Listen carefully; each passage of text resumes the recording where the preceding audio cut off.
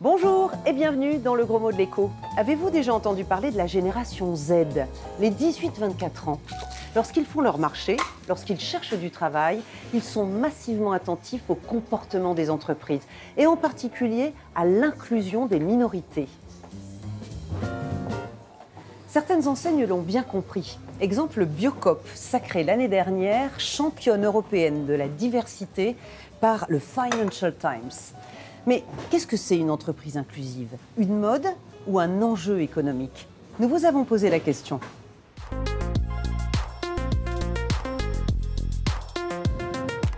C'est indispensable pour qu'on vive ensemble correctement. Et puis on est dans ce monde-là aujourd'hui, donc on ne peut pas se voiler la face, quoi. Ça peut aider les minorités à se surpasser.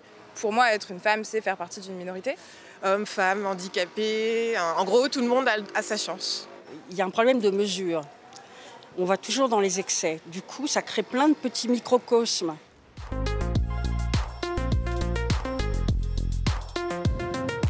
Bonjour Sophie Enekam. Bonjour. Première question, qu'est-ce que c'est en fait une entreprise inclusive? Une entreprise inclusive est une entreprise où chaque individu a sa place. On veut une entreprise qui a une culture de bienveillance envers tout le monde, où les particularités ne sont pas un problème, mais quelque chose qui est vraiment valorisé. Et on parle de quoi en fait? De quelles particularités? Parlons par exemple de l'handicap, de l'âge, du genre, aussi de l'orientation sexuelle, l'origine sociale ou culturelle. Donc c'est vraiment un champ très vaste. On entend bien les avantages philosophiques, mais sur le plan économique, est-ce que ça a des avantages? Tout à fait. D'abord, une entreprise inclusive a des personnes de divers horizons. Et donc, ces personnes vont apporter des idées nouvelles, des perspectives différentes. Et ça donne, en général, plus de créativité, aussi plus d'innovation.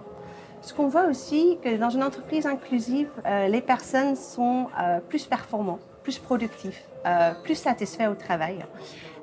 Et donc, cela a un impact très positif sur l'entreprise et puis la performance financière. Oui, vous êtes en train de nous dire que c'est plus rentable finalement. Complètement. Alors, est-ce que c'est quelque chose qui est obligatoire par la loi dans certains pays ou est-ce qu'on est plutôt encore sur du volontariat des chefs d'entreprise? Je pense qu'il y a un peu les deux. D'un côté, on voit que les quotas, par exemple, qui existent pour les personnes en situation de handicap, aident certaines entreprises à passer le cap, mais on voit encore qu'une très grande partie entre eux préfèrent payer une amende que vraiment s'investir. Par contre, on voit aussi que les entreprises qui passent le cap se rendent compte de ces avantages économiques. En France, on a cette crainte qu'en faisant la place aux minorités, comme on dit, eh bien, on risque de ne plus créer l'unité, d'être une collection de groupes et non plus un ensemble. Est-ce que c'est un risque, ça, selon vous? Oui, c'est un risque parce que les entreprises, aujourd'hui, ils créent aussi ces groupes, ces sous-groupes, si vous voulez, où on met les personnes âgées ensemble, les femmes ensemble, les personnes de couleur ensemble. Et on va dire, voilà, vous pouvez voir ensemble qu'est-ce qu'on peut faire pour mieux vivre en entreprise. Sauf que nous avons toutes sortes d'identités sociales. Nous ne sommes pas que femmes, nous sommes une femme noire, par exemple. Et donc, il faut prendre en compte cette intersectionnalité, le fait que ces identités sociales interagissent entre elles. Et je pense que là, une entreprise a un rôle à jouer. Merci beaucoup, Sophie Enekam, pour ces explications.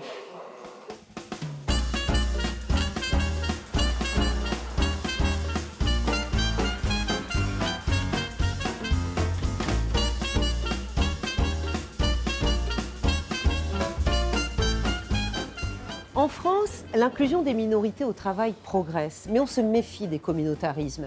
Au pays des droits de l'homme, on privilégie l'approche universaliste.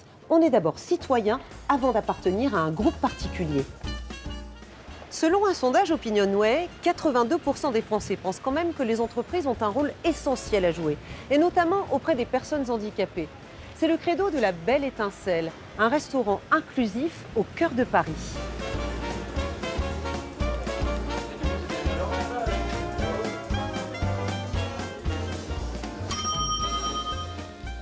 Des produits locaux, des plats faits maison et 35 vins à la carte. La recette de la Belle Étincelle, ce sont les menus, mais aussi la composition de l'équipe. Tenez, monsieur, dame, le menu. 8 des 13 salariés en CDI sont en situation de handicap. C'est assez varié, il va y avoir des personnes trisomiques, des personnes autistes, des personnes qui souffrent de traumas crâniens. Chacun a des personnalités extrêmement fortes et du coup c'est une excellente école pour savoir comment gérer tous les différents caractères et toutes les différentes personnalités. J'ai menu 3. Au service, Antoine a parfois besoin d'un petit coup de pouce. D'accord. Ah, c'était compliqué quand le 10. C'était compliqué. C'est pour ça que je préfère rester avec toi.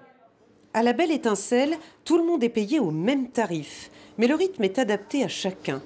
Les salariés souffrant de handicap travaillent 80 heures par mois en moyenne, contre 130 pour les employés classiques. Il a aussi fallu procéder à quelques aménagements, par exemple sur les menus. En fait, il y a différentes formes de différentes couleurs qui permettent aux équipiers de faciliter leur prise de commande. Donc une commande typique de client va être: je veux un carré rouge en entrée, un rond bleu en plat et un triangle blanc en dessert. Créé par l'association Tremplin Extraordinaire, ce restaurant pas comme les autres prend soin de ses troupes. L'équipe est accompagnée par l'association Access.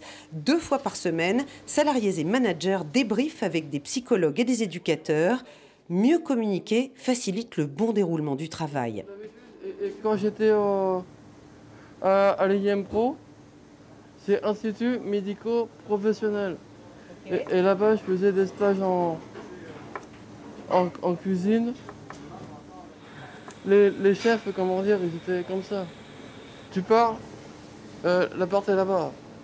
Travailler dans un milieu ordinaire ne va pas de soi pour les personnes porteuses de handicap. Elles ont 2 fois moins accès à l'emploi que les autres et sont 2 fois plus touchées par le chômage. Antoine Guidez mesure sa chance. Je suis fier de travailler ici parce que c'est toute ma vie de travailler dans une cuisine.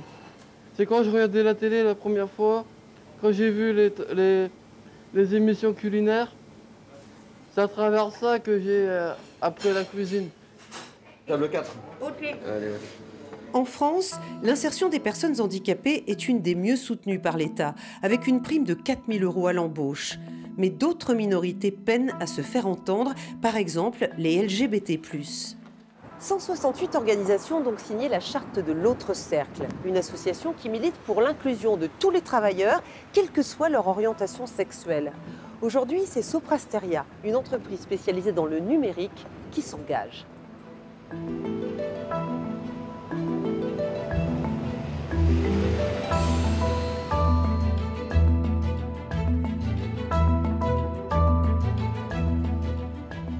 Damien est au service ressources humaines.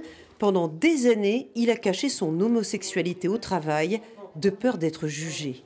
Régulièrement, on me posait la question: est-ce que tu as une femme et des enfants? Et donc là, le malaise commence interne en fait. Si je dis non, j'ai un conjoint, est-ce que ça va créer un malaise? Et donc du coup, très régulièrement, je disais non. En Angleterre en fait. Ah oui. Damien est désormais personnel référent pour les salariés LGBT+, qui seraient victimes de harcèlement dans l'entreprise. Chez Soprasteria, on prend la charte très au sérieux. Donc on est très fiers de pouvoir signer aujourd'hui. La signature a été retransmise en direct auprès des 46 000 salariés du groupe. Je ne suis pas sûr que tout remonte, que les gens osent s'exprimer au sein de l'entreprise. Donc du fait qu'on en parle, tout simplement, c'est déjà pour moi la première des choses, et que ça soit du plus haut au plus bas de l'entreprise. Aujourd'hui encore, 1 personne sur 4 est victime de discrimination dans l'entreprise du fait de son identité ou de son orientation sexuelle. D'où l'importance des politiques d'inclusion. Il a été nécessaire de corriger des inégalités d'accès à l'emploi, d'accès à l'évolution de carrière pour un certain nombre de populations, et qui ont donné lieu à des accords. les femmes, les personnes, les seniors, les personnes en situation de handicap. Dans le cas des personnes LGBT+, il n'y a pas de quota, on ne demande rien. On demande juste du respect. Et qu'on ne juge pas quelqu'un à l'aune de ce qu'il est et qui peut vous gêner personnellement, mais par rapport à ses compétences, qui, jusqu'à preuve du contraire, ne sont ni moins bonnes ni meilleures, parce que l'on est hétéro, parce qu'on est LGBT+.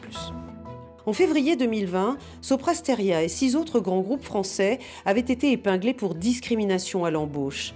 Les patronymes à consonance maghrébine étaient plus souvent écartés que les autres.